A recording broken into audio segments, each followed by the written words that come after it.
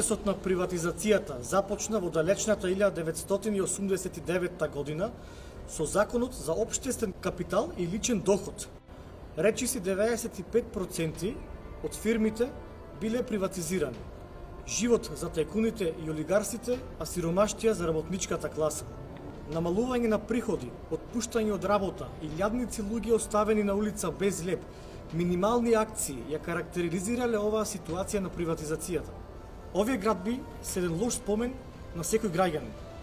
Повеќе од 10.000 работници се оставени на улица без собствена екзистенција, а градот Битола е опустошен до ден денес. Истите тие луѓе се уште фигурираат во политиката. Рекордери со највисока стапка на невработеност во време на приватизацијата. Овие руинирани градби ќе останат во сеќавање како еден лош спомен на секој работник. Да не ги заборавиме оние кои уништија работничката класа.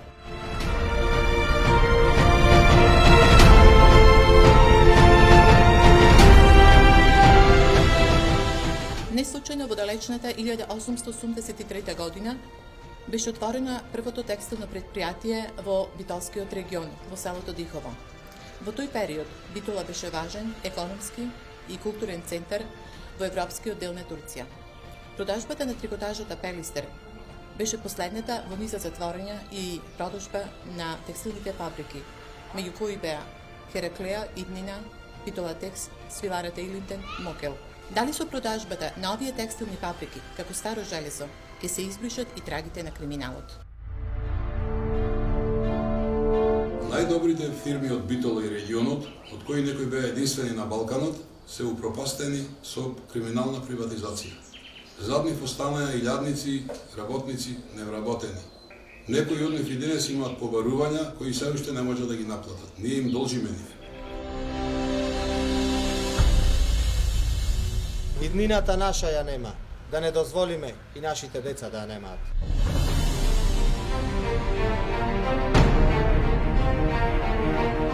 Со секоја претходна власт низ годините, Битола се повеќе се пустоши. Во овие околности на транзиција, песимизмот стана единствена состојба на нашата генерација. Новите генерации Битола не ја препознаваат како дел од нивната иднина. Затоа ние велиме доста. Доста беше молк. Време е да се слушне крикот на незадоволството кај граѓаните. Младите не простуваат. Ние, децата на транзицијата, доаѓаме по своето.